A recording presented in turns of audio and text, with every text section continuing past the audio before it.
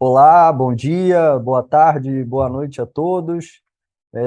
Esse é o nosso primeiro episódio da segunda temporada, podemos nomear assim, né, Thiago? Do Jovem Tex, ou temporada 2023, melhor assim.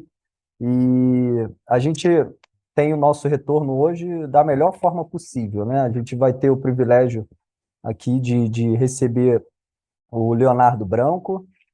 Acho que é conhecido de todos nós, mas vou trazer um breve currículo aqui do Leonardo.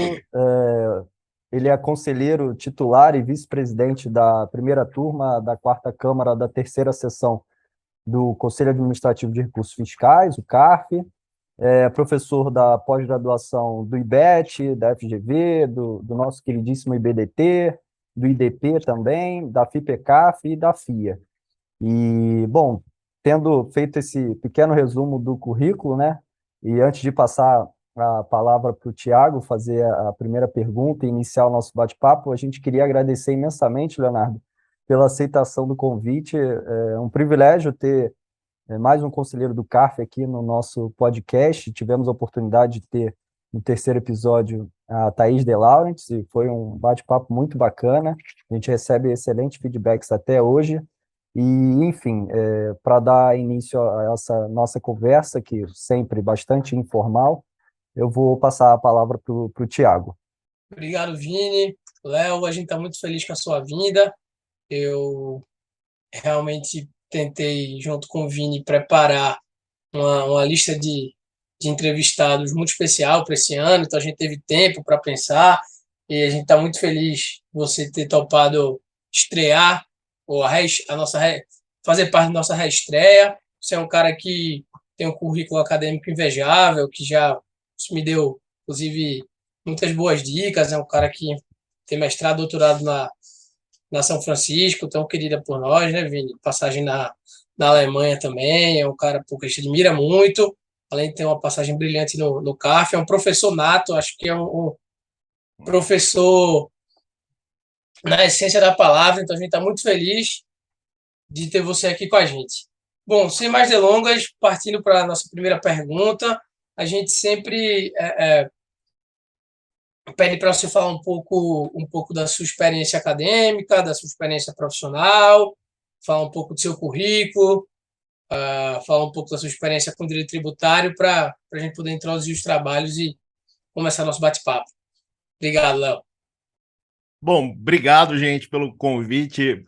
Esse podcast ele tem um lado meio mefistotélico, né? Porque o convite para estar aqui é um elogio, porque o nome desse programa remete à juventude, né? Que é o que o Fausto pede no pacto diabólico dele, e com a vantagem de não precisar de um contrato assinado com sangue, né? Então, fico muito feliz de ter sido chamado, a menos que a juventude seja dos entrevistadores, não do entrevistado, que é sempre uma possibilidade hermenêutica aqui, né? Bom, gente, obrigado de novo por terem me chamado. Eu adoro esse tipo de programa. Eu acho que é muito bacana a gente poder conversar um pouco, né? Algo que foi possibilitado aqui pela internet, etc. E vou falar um pouco sobre mim, então. Eu sou filho de uma família da periferia de São Paulo, né? Que não teve estudo, uma classe média baixa em ascensão, mas que tinha a percepção, de alguma forma, de que o estudo era importante. Então, é por isso mesmo que minha mãe ela acabou me matriculando num colégio muito rígido na época, mas muito qualificado, que foi o Agostiniano Mendel, né, que na região que eu morava, pelo menos, era o melhor de todos, né? Isso me permitiu depois ser o primeiro formado da família, né? O primeiro com uma graduação na minha família. Então, até por isso, eu quis aproveitar ao máximo o meu período da faculdade, né? Tem um filme do pernambucano, o Kleber Mendonça Filho, que eu gosto muito, que chama O Som ao Redor. Né? A minha casa, por algum motivo, era barulhenta, porque o comércio de cimento da minha família ficava colado em casa. Então, era sempre muita gente entrando, saindo, o barulho, o cheiro do caminhão, a conversa dos chapas, né? Aqueles batedores de cimento, poeira, fumaça da rua. E eu me identifiquei muito com esse filme dele. Ele é um diretor maravilhoso, né? E eu tô contando isso porque isso talvez, para mim, pelo menos um plano pessoal, me explica um pouco a perplexidade que eu fiquei a primeira vez que eu entrei numa biblioteca grande, que foi no Centro Cultural São Paulo. É um lugar que tinha um pacto de silêncio. E olha que lá nem era tão silencioso assim, eu fui perceber depois, né? Mas perto da minha casa, aquilo ali era um templo budista, né? Então, a biblioteca, para mim, era um refúgio naquele momento, era um templo, né? Um lugar que tinha uma relação espiritual mesmo, né? E eu frequentei muito a Biblioteca Central da USP, da FEFELESH, porque eu comecei a faculdade de História junto com a faculdade de Direito no Mackenzie, e lá eu tive contato com algumas visões sobre a docência que foram me formando, foram me marcando, em especial duas, né? Dois grandes nomes assim que eu tive para mim, que foram, de um lado, o saudoso professor Nicolau Sevchenko, que fazia uma aula expositiva, uma aula show, e eu sempre fiquei admirado, fascinado, porque ele saía fascinado da aula, mas aquela aula, ela era de alguma forma superficial, mas num bom sentido, no sentido de síntese. Por outro lado, eu conheci o professor Upiano Toledo Bezerra de Menezes. E a aula dele era, por 4 horas, você fazer a leitura de uma inscrição lapidar, de 2 linhas, né? E você passava 4 horas lendo aquela inscrição lapidar. E, por outro lado, aquela aula também não era completamente completa, né? Porque ela acabava focando muito na árvore, esquecendo a floresta. Mas essas duas referências, para mim, acabaram sendo maravilhosas, né? E o currículo lá na história, ele era muito flexível.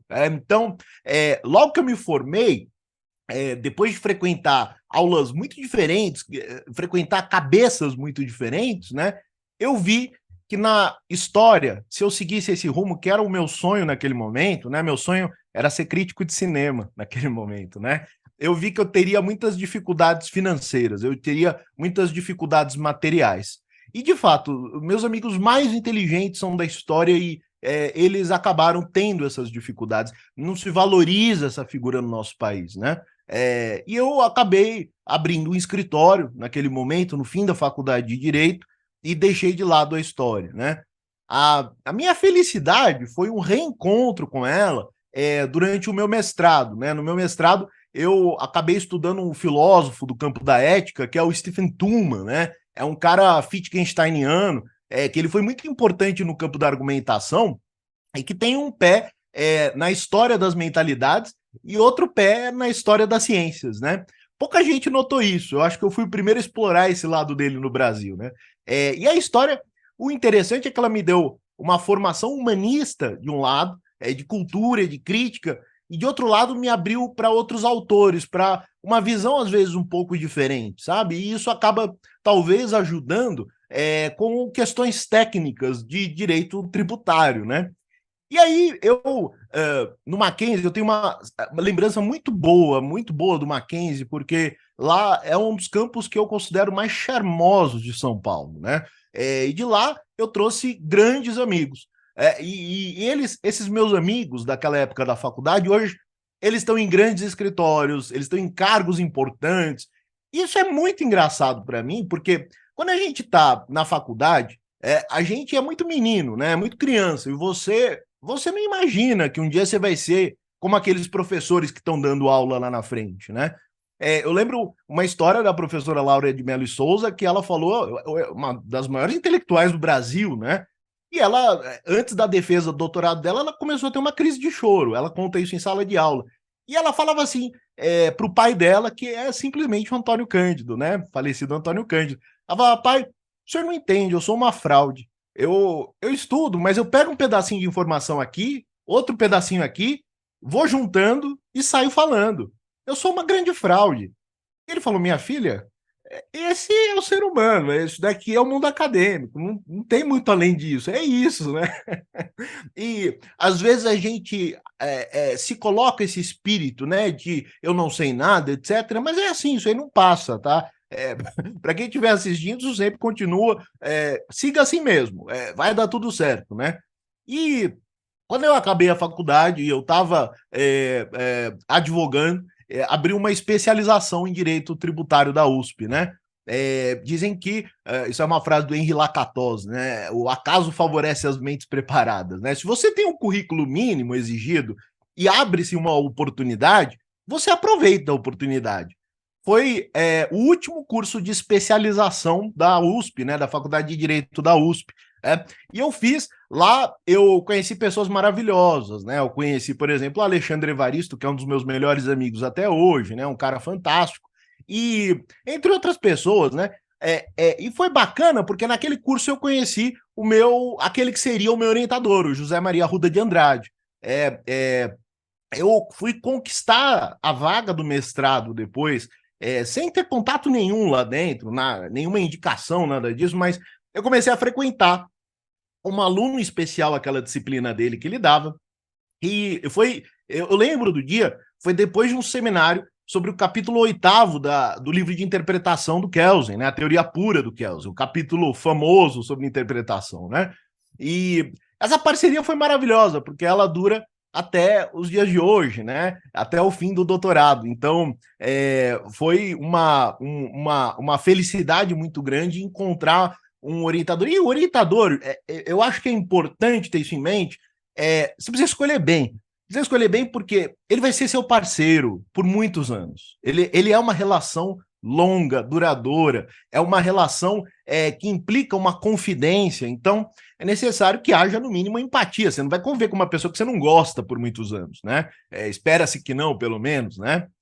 E no doutorado, já que eu estou falando da carreira acadêmica, tentando pensar assim, em momentos que foram marcantes para mim, teve uma oportunidade que abriu, que foi fazer um estágio doutoral em Münster, na Alemanha, né?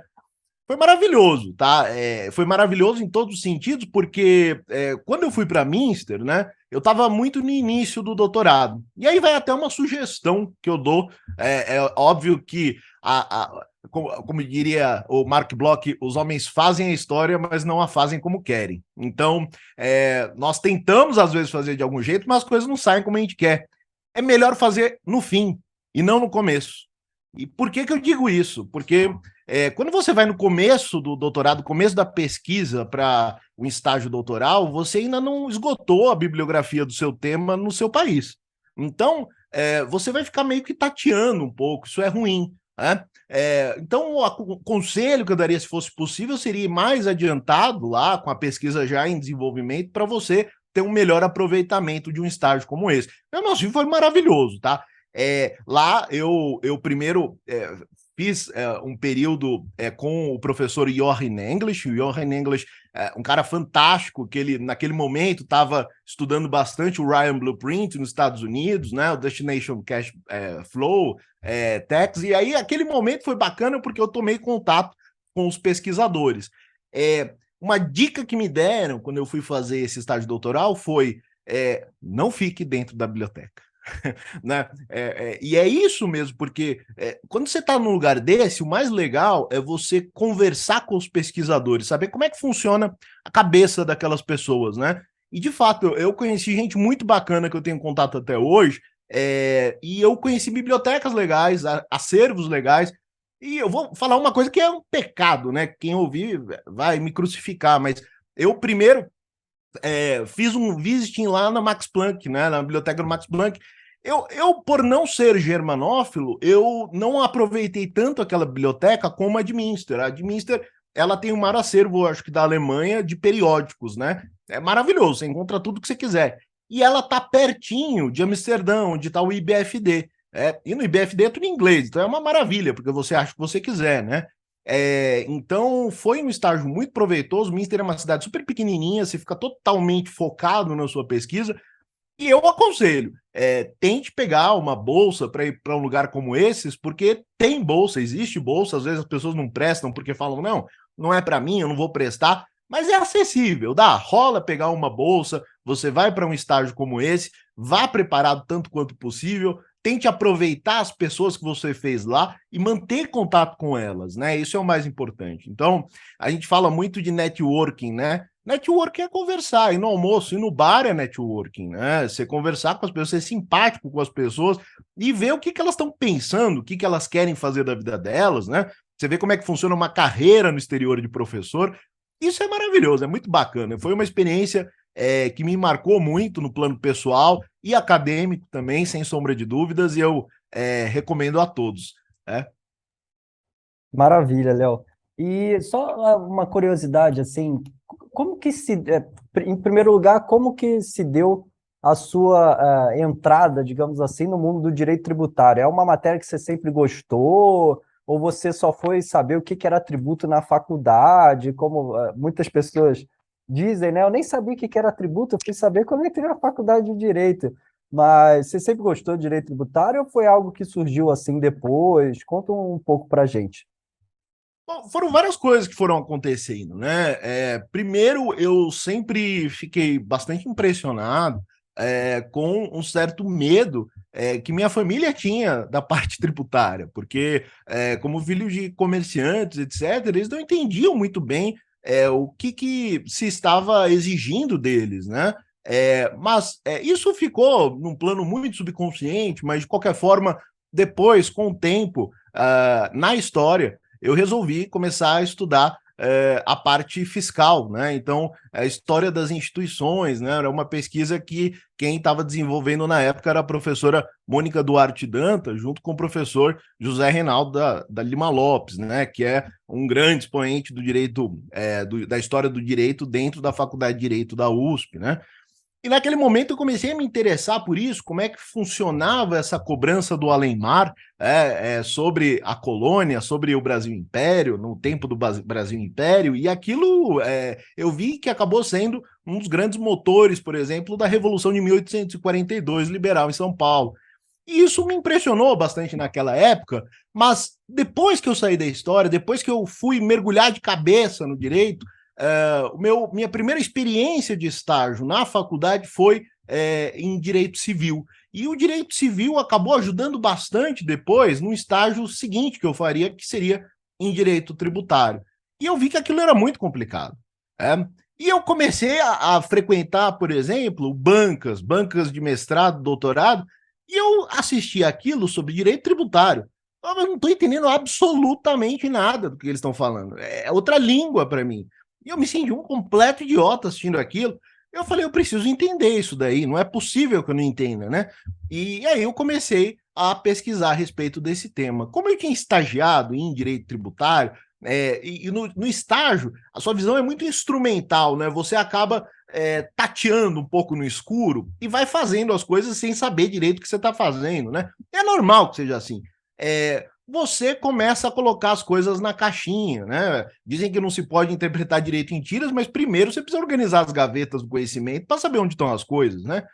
E aí eu resolvi começar a trabalhar com isso e por uma felicidade eu peguei alguns casos com o meu sócio na época, saudoso Bruno Brito, e aí a gente começou a trabalhar com direito tributário, acompanhamento de fiscalizações. Tive meu primeiro contato com um negócio que eu achava do outro mundo, que era juros sobre capital próprio, e aquilo me gerou um interesse. Quando abriu a especialização lá da USP, eu tinha acabado de fazer o curso de atualização, o primeiro módulo. Na época era só um módulo que tinha no curso de atualização, hoje é curso de introdução e atualização, hoje coordenado pelo professor Ricardo Maito, um curso que eu via, e engraçado que eu via as pessoas dando aula nesse curso e eu falava, meu Deus, esse cara deu certo na vida. Essa professora deu muito certo, né? Ela virou professora, está dando aula de um negócio que eu acho impossível de alcançar, que é o direito tributário. Essa pessoa é muito inteligente, né? E é engraçado, né? Porque são objetivos inconscientes que você vai colocando na sua vida. E um sonho que eu tinha naquele momento era um dia, imagina se eu desse uma aula aqui, que legal que seria, né? Hoje, por uma alegria, acho que tem 10 anos ininterruptos que eu dou aula nesse curso. Um dos convites que eu espero com maior ansiedade todos os semestres para receber um convite do curso de atualização do IBLT, porque foi um momento importante para mim em que eu, de fato, comecei a colocar as coisas nas caixinhas, né?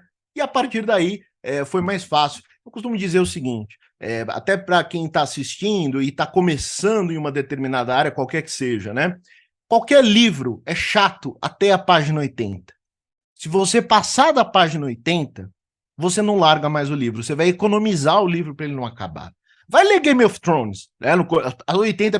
Você acha que eu não tô entendendo nada? É um monte de família, acabei de entender, ele morreu, né? E aí, depois que você passa de um determinado período insistindo naquilo, você ganha por insistência, né? E aí a coisa fica prazerosa. A gente não gosta de nada daquilo que a gente não conhece. Então, se eu posso dar uma sugestão para alguém que está querendo ir para qualquer área, eu diria, mercado financeiro, aduaneiro, tributário, insista, né? Continua, uma hora tudo dará certo.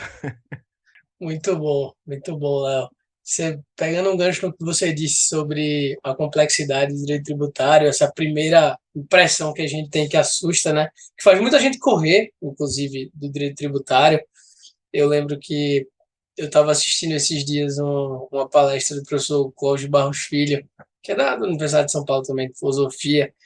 Ele estava falando da obra de algum filósofo complexo, não vou lembrar quem era, e falando que os alunos diziam muito que, pô, não consigo entender o que ele quer dizer aqui.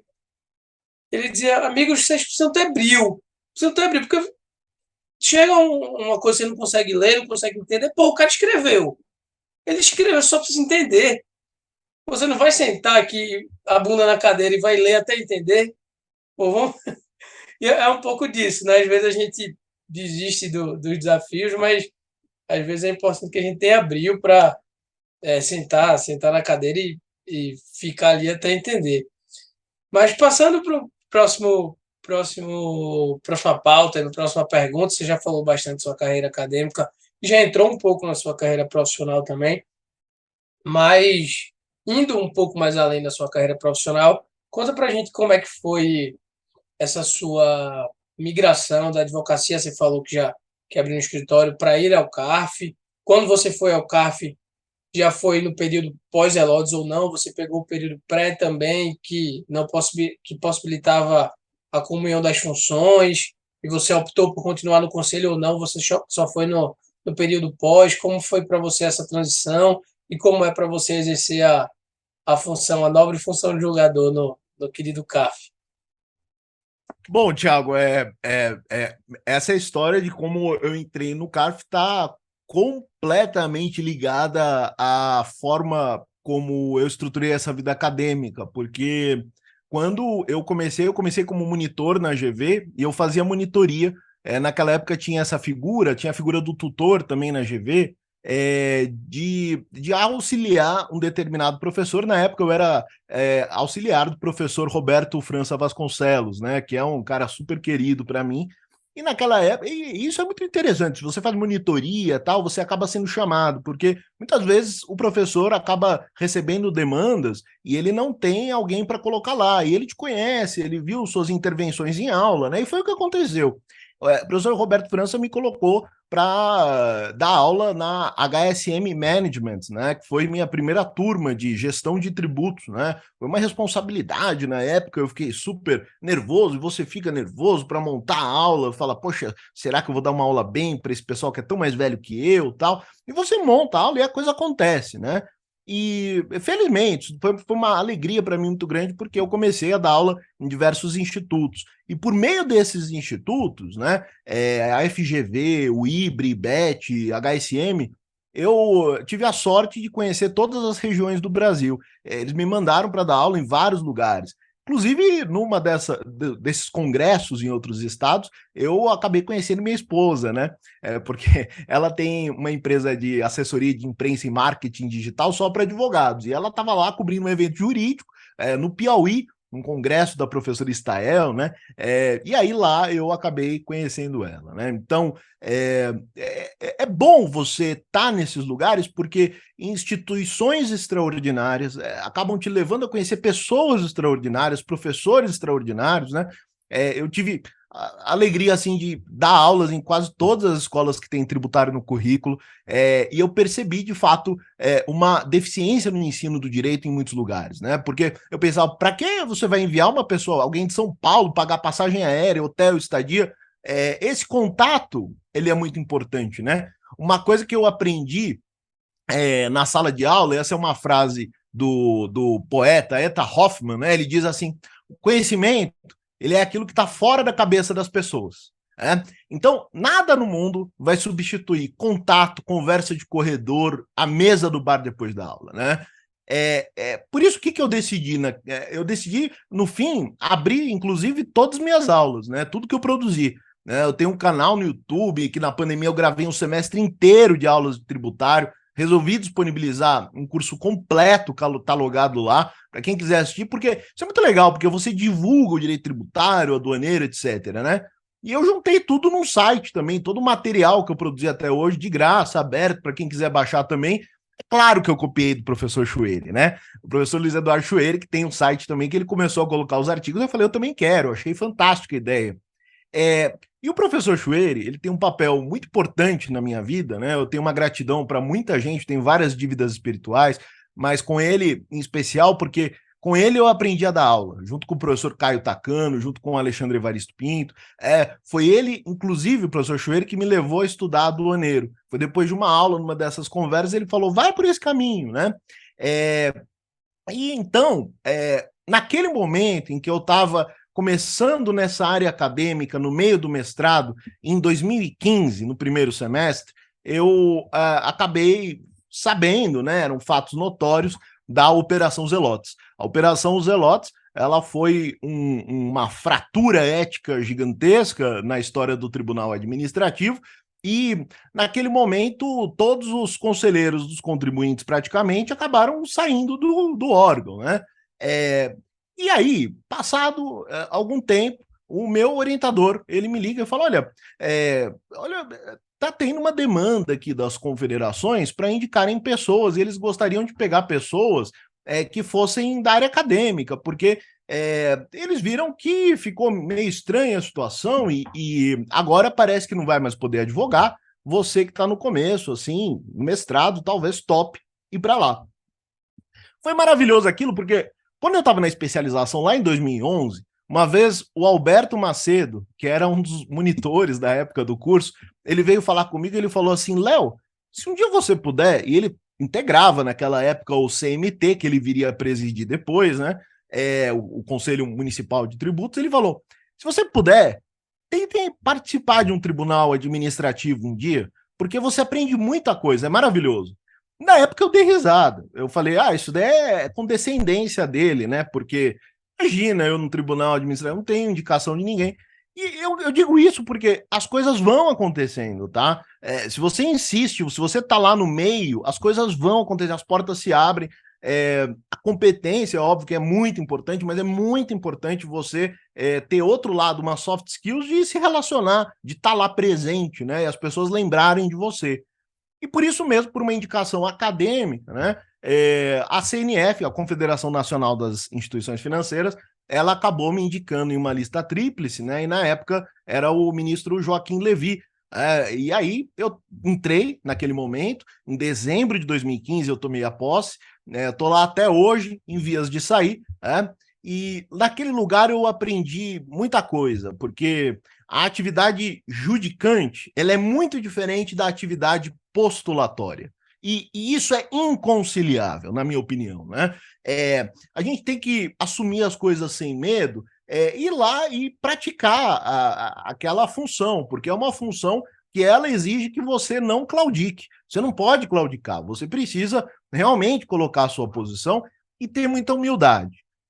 Ter muita humildade, sobretudo, para aprender, e tem pessoas maravilhosas lá. Quando você conhece os conselheiros da origem da representação do fisco, você conhece pessoas que passaram pelos altos cargos da administração da Receita Federal, gente com muita experiência, e por isso mesmo, de um lado é bom, porque você vai entender, você vai começar a aprender muita coisa com eles, se você estiver aberto a isso, e de outro lado é ruim, porque eles são muito convincentes. Então isso exige que você estude muito, né?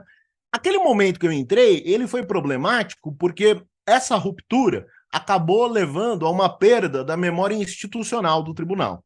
Isso tem um efeito prático muito grande. Hoje, se entra um conselheiro novo, a gente vai julgar um caso, por exemplo, sei lá, desmutualização da bolsa. Ele te cutuca e pergunta, o que é isso? Aí você fala, não, isso daqui é assim, a gente costuma decidir assim, né? Você dá os dois lados da moeda. Agora, quando a gente entrou, todos tinham sido renovados, né? Era todo mundo novo. A gente não tinha exatamente certeza sobre o que se estava fazendo. E Mais uma coisa que foi extremamente problemática foi que, assim que nós entramos, você acabou de chegar, você não sabe onde fica nem a Copa, e você descobre depois que não tem Copa, você percebe que foram pautados os maiores processos do seu país em direito tributário. Por quê? Qual foi o corte? Valor. Então, meu primeiro caso era de 2 bilhões de reais. E eu falei, poxa, é uma responsabilidade muito grande. Tem juiz que nunca na vida vai julgar 2 bilhões de reais numa vara cível. E aquilo cai para você, cai no seu colo, né? Isso é muito delicado porque você tem uma responsabilidade, né? Uma responsabilidade muito grande. E já que a gente está falando de CARF, né? Eu acho que é interessante a gente falar sobre o tema do momento, que é o voto de qualidade, o futuro do CARF. E eu acho que as coisas têm que ser ditas, né? Eu quero dizer que eu acho extremamente decepcionante que as discussões hoje sobre o CARF é um lugar que eu amo, para o qual eu dediquei vários anos da minha vida, né? Fiquem em discussões classistas. Esse fla-flu de fisco e contribuinte, os dois dizendo sempre que defendem o Estado de Direito. Isso é decepcionante. O tom que foi usado recentemente para se falar do CARF é um tom das campanhas do Sindifisco. Agora, é assim, o Sindifisco ele tem todo o direito de ser classista. Ele serve para isso. O Ministério não. Quando a gente fala sobre um órgão do Ministério, falta às vezes uma sensibilidade, né? Eu, pessoalmente, eu confio muito no ministro Haddad, é alguém que tem a minha admiração, como estudioso, como acadêmico, como pessoa, como político, e eu confio também muito no secretário Robinson Barreirinhos, né? Inclusive, dando um spoiler, ele vai estar na abertura do curso de Direito Aduaneiro e Tributação do Comércio Internacional, que eu coordeno no IBDT, junto com o José Maria, e eu também confio muito no presidente Carlos Higino, assim como eu confiei no presidente Carlos Henrique. Mas o problema, cá entre nós, eu acho que é um pouco mais embaixo. O CARF está em uma crise permanente desde 2015. Vamos admitir, desde as Zelotes, ele é um tribunal de improviso, mas que julga R$1 trilhão.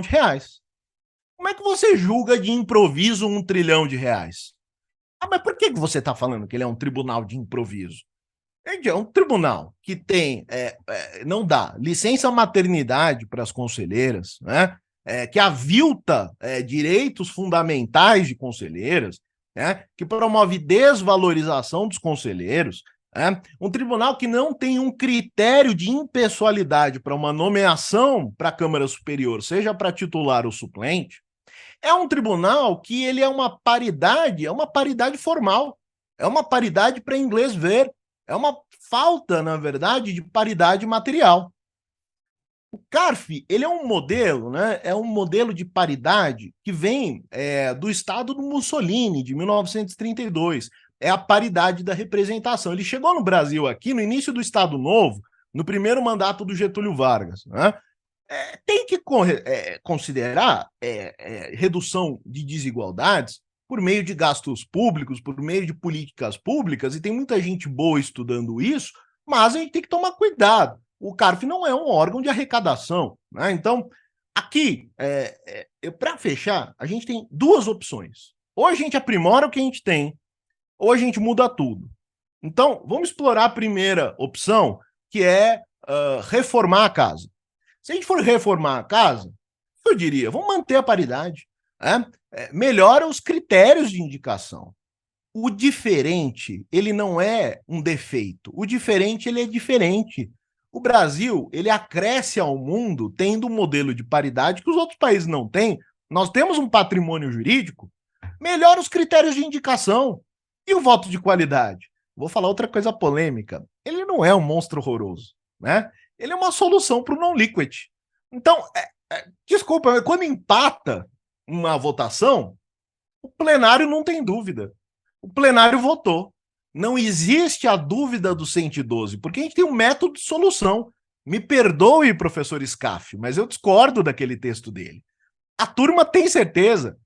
Ele misturou uma coisa do direito penal, que é a presunção de inocência, com a presunção de legitimidade do crédito tributário. Mas uma coisa ele acerta. Vai aumentar discussão judicial, né? E me desculpe a Fazenda Nacional, mas ela não pode ir para o judiciário da maneira como nós estamos hoje. Tem vários motivos para isso. Não é só porque está na lei. Isso daí seria uma ofensa a próprio critério de definição daquilo que o Poder Executivo disse que é de uma ou outra forma. Perceba que aqui eu teria falta de interesse de agir, inclusive. Eu tenho uma preclusão lógica quando você acaba militando em sentido contrário àquilo que você pratica, àquilo que você postula. Eu não vejo nenhuma possibilidade da Fazenda ir para o judiciário no modelo de hoje. E vamos tentar investir em algo que eu acredito que o presidente Carlos Higino vai ter muito interesse em fazê-lo, porque ele tem muita competência nessa área, que é o modelo multiportas. A adoção de métodos alternativos de solução de conflito, como mediação, conciliação, arbitragem. Né? E a segunda? Vamos fazer um negócio novo? Vamos jogar tudo fora? Vamos, tudo bem, não tem problema. Cuidado para fazer transposição de modelos estrangeiros. Né? De novo, diferenças não são imperfeições, são diferenças. E aí, o nosso sistema tributário, ele tem especificidades, isso não é um problema. As coisas acontecem em um lugar, em uma circunstância, em um tempo. Vamos voltar então, seria a minha ideia, já lei diferente, cada um pode ter uma. Vamos voltar ao projeto do professor Gilberto Lhoacanto, quando houve, em 1960, a ideia de uma reestruturação da Receita Federal do Brasil, promovida pelo professor Gerson Augusto Silva, uma reestruturação do sistema tributário nacional pelo professor Rubens Gomes de Souza e do processo tributário, promovida e encabeçada pelo professor Gilberto Lhoacanto, que inclusive depois foi apoiada pelo professor Geraldo Ataliba, pelo professor Gustavo Miguez, né, que estava inclusive na Constituição anterior. É interessante a concepção de um conselho de contribuintes que vem de um modelo fascista, mas a reforma dele vai afundar. Por quê? Porque ele veio naquele nefasto pacote de abril do Geisel. E esse é um grande problema. Mas nós podemos restaurá-lo hoje em áreas democráticos. Então, se for uma instância única, com julgador concursado, para mim tinha que estar no Ministério da Justiça. Não no Ministério da Fazenda. E com integração com o Poder Judiciário, onde parte vencida pode pedir revisão judicial da decisão com suspensão de exigibilidade, sem garantia. E como é que você vai dar garantia de 7 bilhões? Não dá. E carta de fiança? Os bancos estão chegando no limite da fiança. Né? E esse sistema, ele vai dizer o seguinte para o auditor fiscal: cuidado para lançar, que o lançamento mal feito agora vai gerar sucumbência. Aí, tanto um ou outro caminho, para mim, resolve o crédito e livre a execução fiscal. Né? Mas isso aqui é interessante porque isso demanda o quê? Uma parte equidistante. Vamos evitar dizer aqui expressão como deixar a receita lá e deixar a raposa cuidando das galinhas. Né? Esse tipo de expressão só atrapalha, ele só aumenta o fla-flu. Né? Vamos pensar aqui que, na minha opinião, isso diminui a nossa Receita Federal, que é um órgão gigante da República. E aqui é tudo junto, é o Estado cuidando do crédito. E se você leva para o Ministério da Justiça esse órgão de julgamento, nessa lógica, a gente tem garantida a equidistância, né? São possibilidades que nós temos, né? Mas isso aqui é um debate que está em aberto. Muito bacana, Léo. Essa questão eu particularmente, né, de mexer no que está, dar uma reformada ou destruir tudo, é algo que eu sempre penso também, lendo os artigos de vocês, professores, né, mais novos e mais velhos, mas eu acho que o mais importante é sempre reconhecer a importância do CARF. Talvez isso não esteja tão claro na cabeça dos jovens tributaristas, mas quem tem a oportunidade de trabalhar com processo administrativo sabe a enorme diferença que tem entre os julgamentos de conselhos municipais, até em estaduais também, e os julgamentos do CARF. Então, acho que isso tem que sempre ser dito. Eu, particularmente, também fico muito feliz de ver os professores mais experientes enaltecendo o CARF em congressos, né, que muitas das vezes são transmitidos para fora do Brasil, e isso tem que ser sempre mantido em mente. Mas eu confesso também, voltando no que eu falei, Eu não sei se é melhor uma reforma, não sei se é melhor acabar com tudo e trazer novas ideias. Às vezes também começar tudo do zero acaba ensejando isso que o Léo falou de não ter uma atenção às peculiaridades do nosso sistema, né? E aí você importa a martelada noções de outros países que lá funcionam muito bem, mas aqui não. Eu até me recordo do livro do professor Zé Souto Maior Borges, de Obrigação Tributária, que fala muito mais, talvez, de lógica e metodologia do que de obrigação tributária. E ele fala isso a todo momento, em diversos capítulos do livro, que é para tomar cuidado, né, na hora de importar conceitos e ideias de outros países. A gente tem a nossa Constituição, a gente tem o nosso Código Tributário Nacional, e, enfim, não dá para, como eu falei, importar a martelada. Mas, passando para a próxima pergunta, Léo, tratando de CARF ainda, né? Se você puder contar para a gente assim, você já contou um pouco como se deu sua entrada, né? O desafio de primeiro processo, um dos primeiros ser da quantia de 2 bilhões de reais, mas até hoje, qual foi o caso assim que você teve a oportunidade de participar do julgamento? Seja o mais interessante ou aquele que te deu mais trabalho, mais complexo, fique absolutamente à vontade para escolher ou o mais interessante ou mais complexo ou os dois.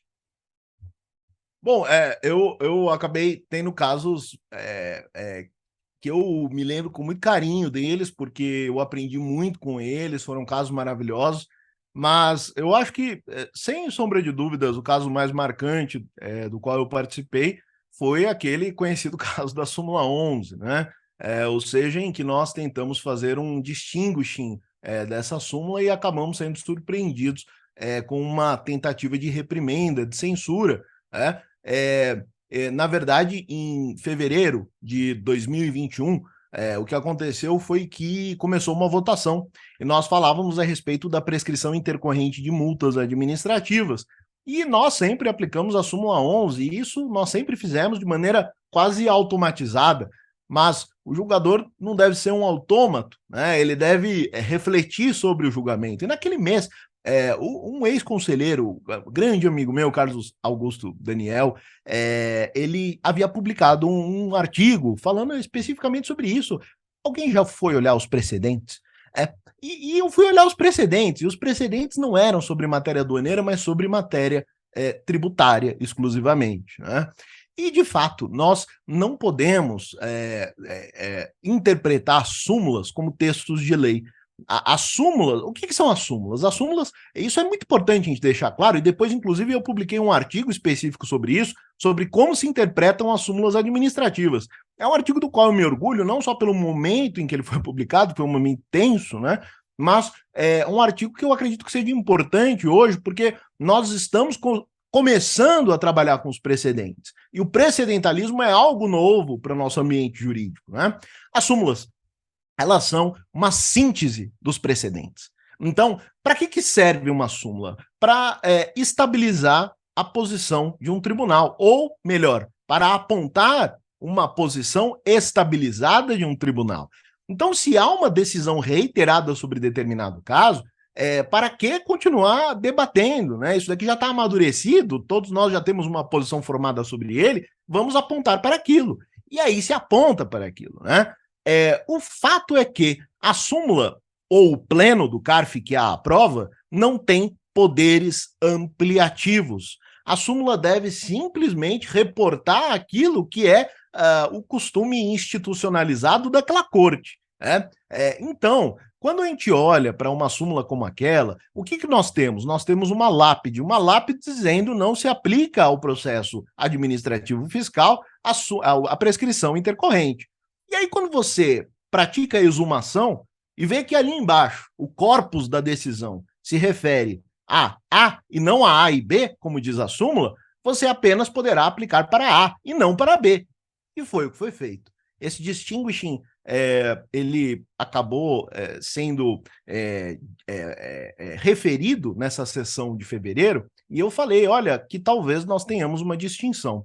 Eu sei que no curso daquele intervalo entre duas sessões, o presidente da turma me ligou. Ele falou, olha, toma cuidado com esse tipo de posição, porque esse tipo de posição pode gerar uma perda de mandato. Falei, não, fique tranquilo, ninguém vai aqui promover um motim.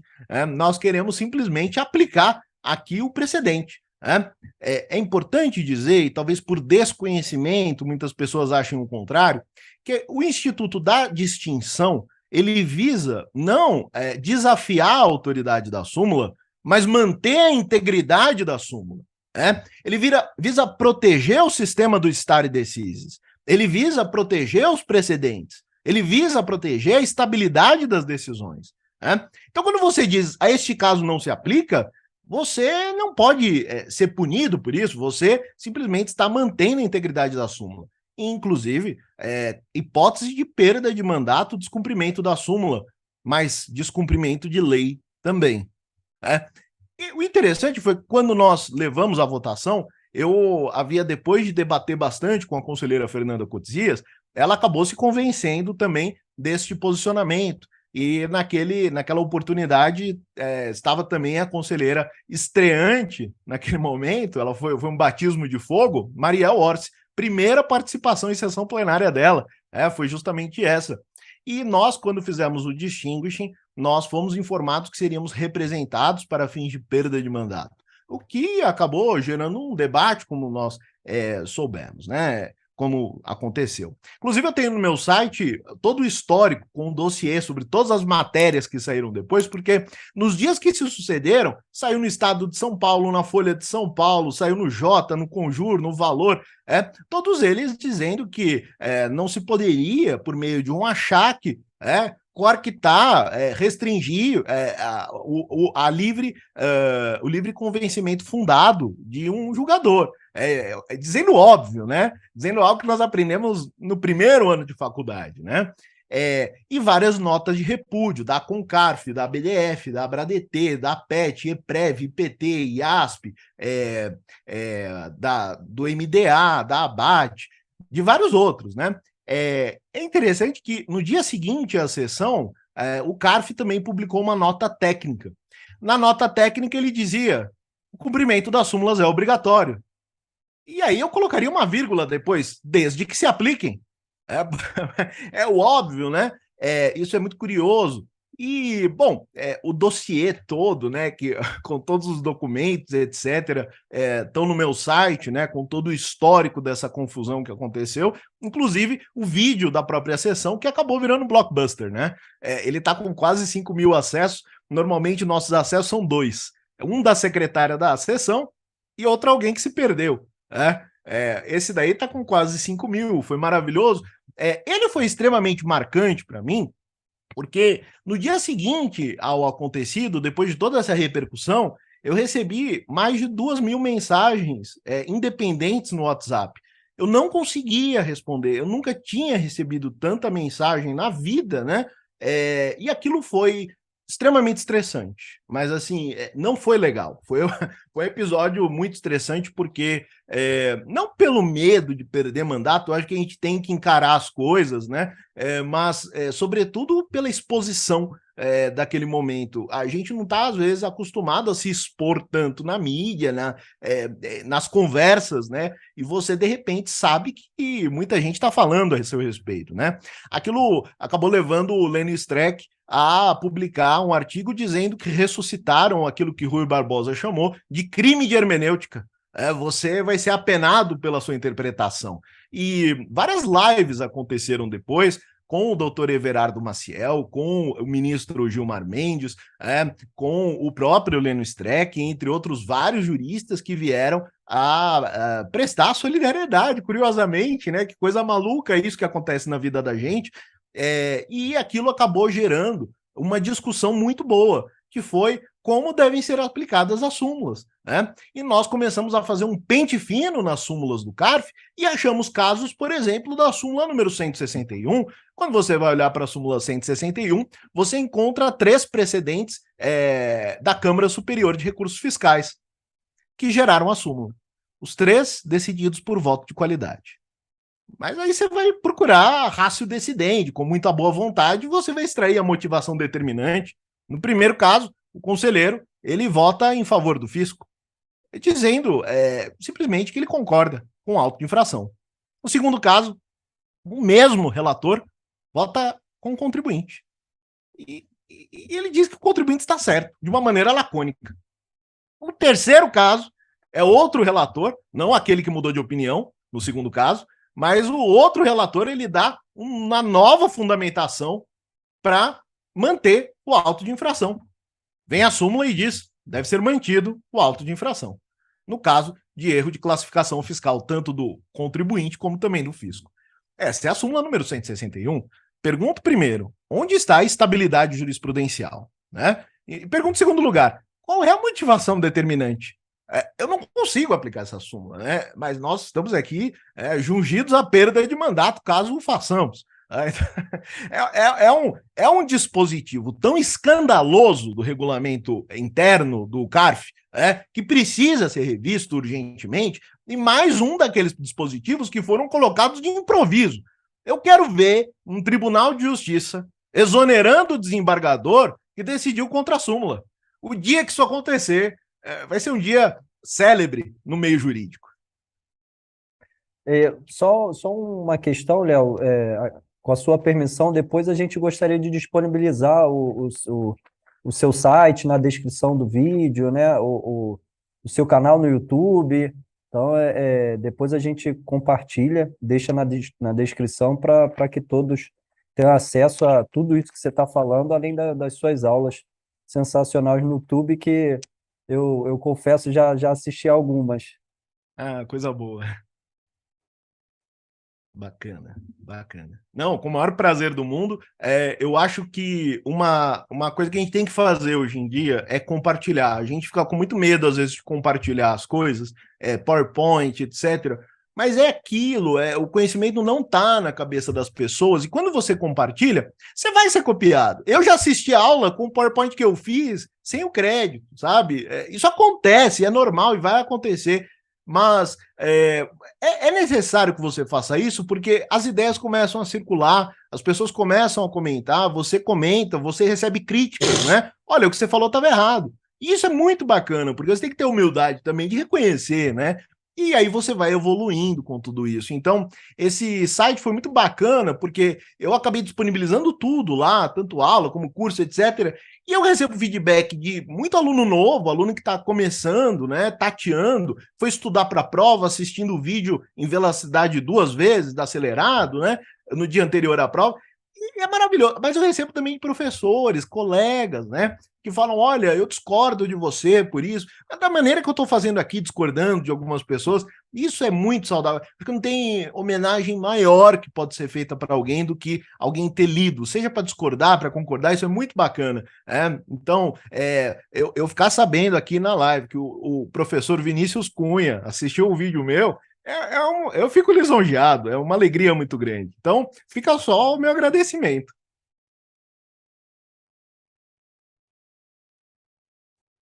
Muita generosidade, Léo. A didática Honrando um pouco. a didática do Léo é impagável para quem. Acho difícil as pessoas não conhecerem, como eu falei no início, mas a didática realmente é sensacional, Léo. Você consegue, como poucos, misturar seu vastíssimo conhecimento com didática. Eu me recordo de uma fala do professor Humberto Ava, que ele falava no início de uma palestra. Nem toda água turva é profunda, né? As turvas são extremamente rasas e você consegue ser profundo e com didática. Obrigado. Léo, partindo um pouco do finalzinho do nosso papo, que está muito bom, muito gostoso, e honrando o nome do nosso podcast, e honrando que você também, como nós, é um jovem tributarista, a gente costuma perguntar um pouco da opinião do entrevistado sobre o jovem. Assim, hoje o jovem se vê muitas vezes perdido no direito, são muitas áreas, mas também muita concorrência, e muita gente termina cursando por alguma conveniência da família, ou por quer que seja, mas não pela afinidade direta com o curso, e termina criando alguma afinidade pelas áreas ao longo da faculdade ou não. E você, como professor, que certamente já deve ter dado aula para alunos jovens, o que é que você acha que o jovem ele precisa fazer para se diferenciar hoje no mercado, mas não só no mercado, também na academia, na vida? Como é que você acha que deve ser a postura? Como é que você vê que está sendo e como você acha que deveria ser, talvez, a postura dos jovens para que eles possam trilhar uma carreira bacana, uma carreira de sucesso, parecida com a sua? Muito obrigado. Eu acho que a primeira coisa, sem qualquer brincadeira, é se apaixonar mesmo, sabe? Se apaixonar, achar poesia naquilo que você está fazendo. Então, a maneira que eu encontro de fazer isso é buscar entender um ponto específico. Às vezes você quer trabalhar com tributário, mas sua paixão mesmo, você gosta mesmo, é o mercado financeiro. Vai estudar a tributação do mercado financeiro. Olha que bacana, não é? Os advogados, eu dou aula há muitos anos para CFP, né? Planejamento de CFP, a certificação CFP, da Planejar, e eu vejo que a maior dificuldade que os advogados têm é entender os produtos financeiros. A tributação é fácil. Você explica rapidinho tributação. O difícil é entender o que é um produto financeiro. Se swap é renda variável, renda fixa. E aí você vai criando as abstrações a partir daí. E eu acho que uma vez que você se apaixona, você passou daquela página 80 que nós chamamos, né, do livro da tributação, você insiste naquilo. É porque essa página 80, ela demora para chegar. E esse que é o problema. De novo, nós não gostamos de nada daquilo que nós não entendemos, né? Então nós precisamos entender um pouco para começar a gostar. Então insista, dê uma chance, dê uma chance. Então, o que eu diria? Hoje, se você for trabalhar com tributário, toma alguns cuidados, porque em São Paulo, por exemplo, se você balança uma árvore, caem 2 tributaristas bons, né? É assim, né? E essa é uma dificuldade que você vê. O que você pode fazer para se destacar? Uma vez, nesse programa Direito e Carreiras, a gente estava entrevistando o professor Roberto Quiroga, né? E perguntou, professor Quiroga, agora que passaram, né, as grandes teses tributárias, passou esse período, quais são as cenas do próximo capítulo? O que vem agora? Ele não teve dúvida, ele falou, é advocacia de nicho. Cara, você gosta de, sei lá, por exemplo, metaverso, né? Se é uma área que você curte, tributação das criptos, tributação do metaverso, né? Tá aí uma área maravilhosa para você estudar. Se você gosta de importação e exportação, tem uma área maravilhosa para você trabalhar a tributação do comércio internacional. O que eu diria? Precisa, né? Existem alguns ramos do conhecimento que exigem que alguém te ensine, que alguém te introduza, e não que alguém te assuste, né? Então, eu acho que um bom meio de ser introduzido é você fazer um curso, por exemplo. Não tem jeito, não tem muito como fugir. Mas mais do que o curso vai te dar uma espinha dorsal, vai te dar um indicativo, não vai fazer o download do conhecimento na cabeça da pessoa, mas vai dar uma estrutura de abordagem, uma janela, uma curadoria. E isso é o mais importante, porque a partir dessa curadoria, você começa a estudar e, de repente, você vai começar a se apaixonar por alguma... Você vê alguns autores, né? Professores que se apaixonaram em algum momento pela linguística, pela semiótica. A paixão deles estava aqui. E aí foram aplicar isso em direito tributário. O meu mestrado foi sobre o uso do argumento do propósito negocial nas decisões do CARF até 2015. Mas o que eu usei? Eu usei o Tuma, né? Eu estava estudando esse cara, eu estava quebrando a cabeça com ele, e eu achei um jeito de abordar aquilo, né? É óbvio que a gente não deve instrumentalizar muito a filosofia, as ciências, mas é um meio de você conseguir uma aproximação. Você vai aproximando e distanciando, né? Você vai tensionando de alguma forma e você acaba por polarizar aquele conhecimento. Mas o que eu diria que é muito importante, eu acho que é muito importante você fazer um curso estrito, em sentido estrito. Eu acho que um mestrado é muito bacana, porque você fazer vários cursos é muito legal, é muito importante, tecnicamente vale a pena, mas isso daí é igual você ir até a Tok Stock comprar decoração para sua casa. Você vai voltar com um sofá bonito, você vai voltar com um abajur bonito, você vai voltar com um tapete bonito, mas talvez eles não conversem entre si. Você fazer um mestrado é você contratar um decorador, é você ter uma linha, né? Você conseguir surfar uma onda para conseguir ir mais longe, dar tiros certos. Esse ancoramento no oceano epistemológico faz com que você consiga uma estabilidade para dar um tiro certo. E isso é importante porque você vai abordar temas extremamente dogmáticos, sistemas práticos da vida, a partir de algo que você sabe de onde você está falando. Então, eu sugeriria isso, estudo e persistência, né? Persistência é algo importante. Foque em alguma coisa, mas também não perca de vista aquelas coisas que você gosta, né? Literatura, etc., porque essas coisas vão te dar ideias maravilhosas para você ser criativo. Eu acho que falta gente criativa. E uma outra coisa que eu aprendi também num programa como este de entrevistas com a professora Gláucia Lauleta. Gláucia Lauleta falou assim: todo dia no escritório eu recebo uns 2 ou 3 currículos brilhantes. Brilhantes. Mas como é que você escolhe entre esses currículos brilhantes? Ela falou: eu escolho alguém que seja legal. Eu não quero trabalhar com uma pessoa chata do meu lado. Então, ser uma pessoa, isso que eu estou dizendo seja uma pessoa querida, não seja uma pessoa chata, porque você é querido e você é competente, você tem 2 características aqui que vão me levar a me sentir culpado se eu não te chamar para um evento. Eu vou falar, eu tenho que chamar essa pessoa, a pessoa é tão legal comigo e ela é competente, juntou as 2 coisas, assim, é inexorável, né? Você não consegue escapar de um apelo como esse. Então, seja uma pessoa interessante, ou seja, para você ser interessante, você precisa ser uma pessoa que lê, uma pessoa que entende algumas coisas, né? Seja uma pessoa agradável de se conviver e seja competente, né? Seja competente. Isso daí, se você juntar tudo isso, ninguém te segura. Ninguém se segura mesmo.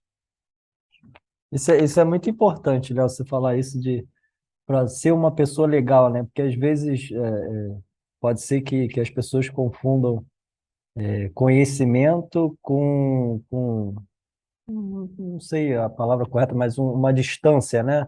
Eu tenho muito conhecimento e vou me manter distante de você, e isso a gente vê cada vez mais que não leva simplesmente a lugar nenhum.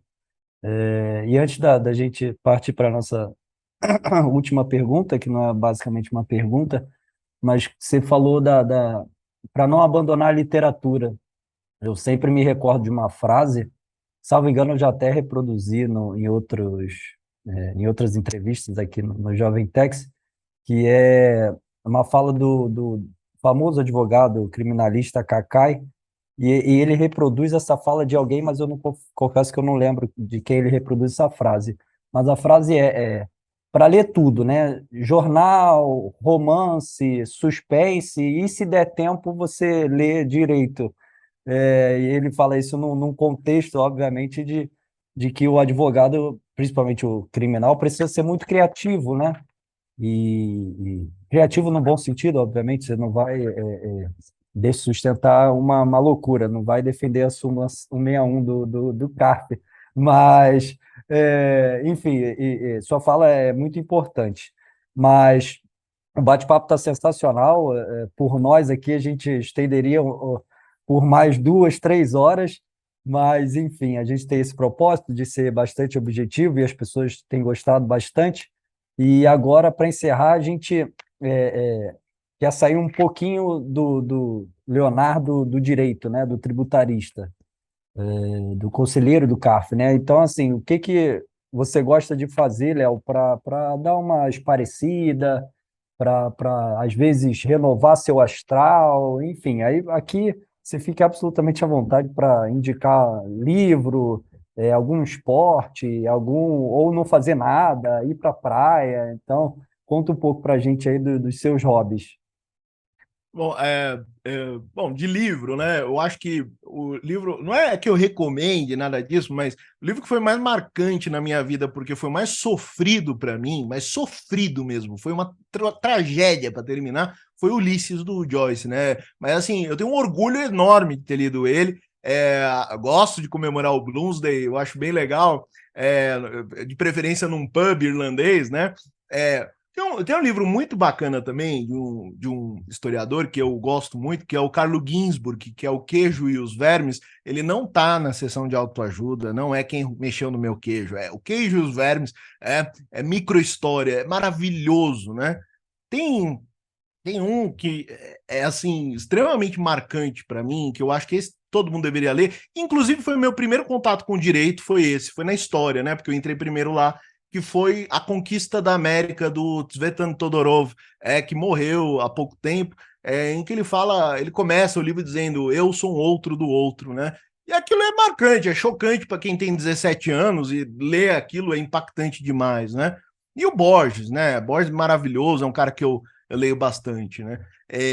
Mas de hobbies, assim, de esporte, eu amo bicicleta, eu acho demais, eu gostaria, eu preciso retomar, inclusive, eu acho que é um ramo maravilhoso. Se eu tivesse algum ativismo político, seria o cicloativismo, porque eu acho maravilhoso, eu acompanho muito a Renata Falzoni, acompanho a descida Márcia Costa. Assim, a maior conquista, eu nunca fui esportista, né? Mas a maior conquista para mim nessa área foi descer para Santos, a pedalada de São Paulo a Santos. Para mim foi 80 quilômetros, uma conquista pessoal maravilhosa. E eu acho que a integração desses modais de transporte tem muito a acrescentar para as cidades, para os territórios urbanos, e eu acho que é algo que é um pouco deixado de lado, né? Integrar o metrô com a bicicleta. Teve uma época na minha vida eu vendi o carro, eu falei, não, eu não quero. Eu acho que riqueza não ter carro é você poder andar de bicicleta aí, ir para o trabalho. Foi um período maravilhoso na minha vida, né? Foi pré-pandemia, em que eu emagreci, eu comecei a me sentir bem, comecei a ter uma relação com a cidade diferente daquela que eu tenho hoje. Eu comecei a ter um ouvido diferente para uma buzina, que uma buzina, quando você está dentro de um carro, é um barulho, quando você está na bicicleta é outro, né? Com a fragilidade do corpo, né? Diante de um monstro mecânico, né? Tem um livro do Nicolau Shevchenko que eu acabei de falar, que chama Orfeu Estático na Metrópole, né? Estático com X, extasiado diante da metrópole, né? Esse monstro de ferro. Então, eu acho que a bicicleta, para mim, é um negócio muito legal. Eu gosto muito de ler sobre coquetelaria também, é algo que me fascina bastante. Eu não sou um grande bebedor, mas eu gosto de fazer, pela experiência, né? Pela obsessão.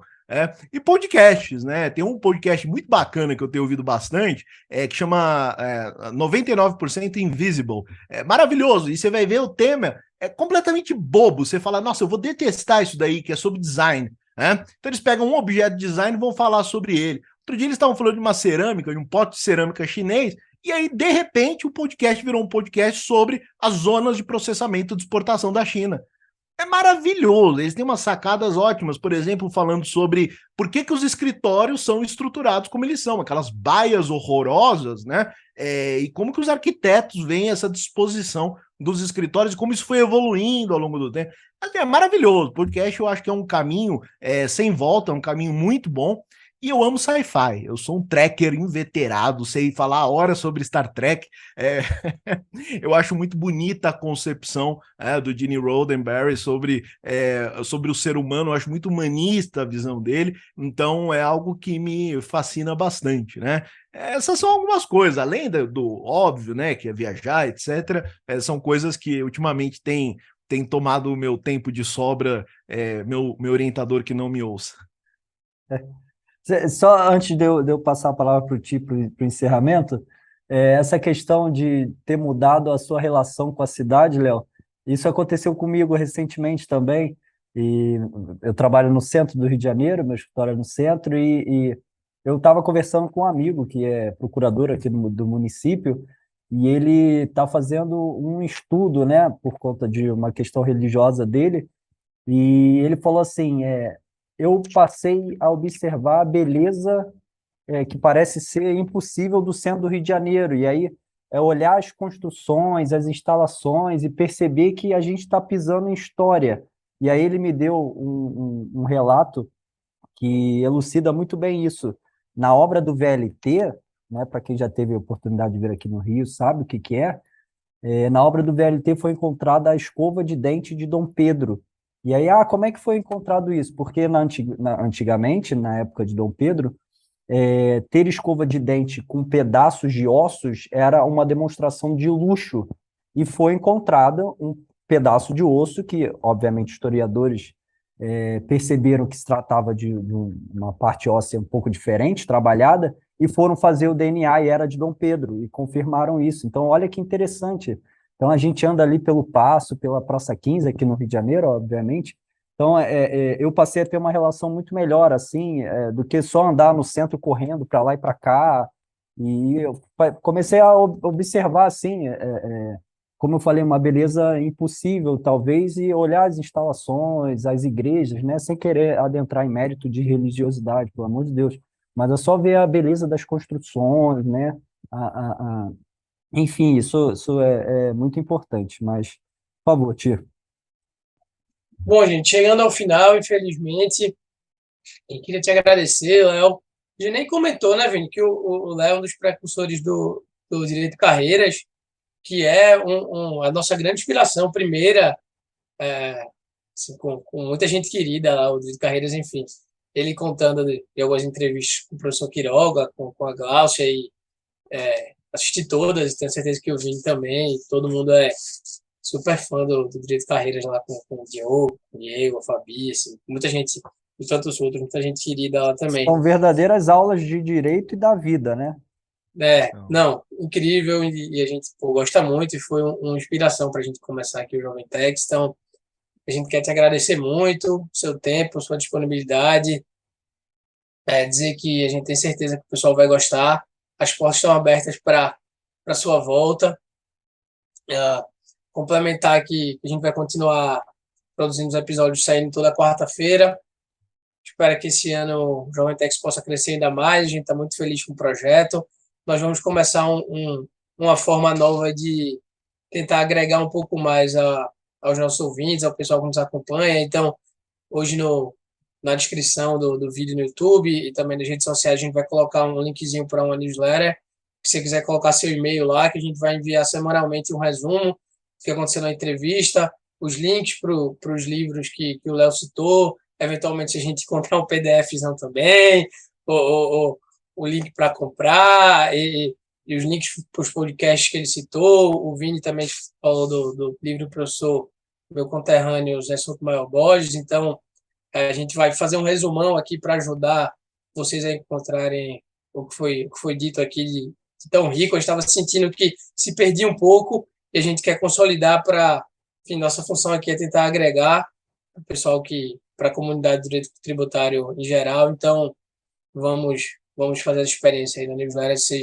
Quem tiver interesse, coloca o e-mail no link que a gente deve soltar com muita brevidade. Vini, Léo, muito obrigado. Léo, se você quiser falar mais alguma coisa, a palavra é sua, a gente agradece muito e está muito feliz com a sua vinda hoje. Verdadeira aula que tivemos aqui hoje, né? Estou bastante feliz com o nosso bate-papo nossa, vai ser sensacional. Por favor, Léo. Muito obrigado. Eu quero agradecer, viu, e parabenizar o Vinícius e o Thiago, porque esse programa é muito bacana, eu acompanho, eu acho que dá voz para as pessoas que estão aqui dispostas a falar como é que foi o começo, né, da carreira, justamente para desmitificar ou desmistificar também esse início. Eu acho que é importantíssimo, e, de novo, a possibilidade da gente poder conversar, né, se conectar com as pessoas é algo valiosíssimo, valiosíssimo, né? Então, eu quero agradecer uma vez mais pelo convite e deixar aqui o registro dos parabéns pelo projeto. Muito obrigado. Obrigado, pessoal. Tchau, tchau.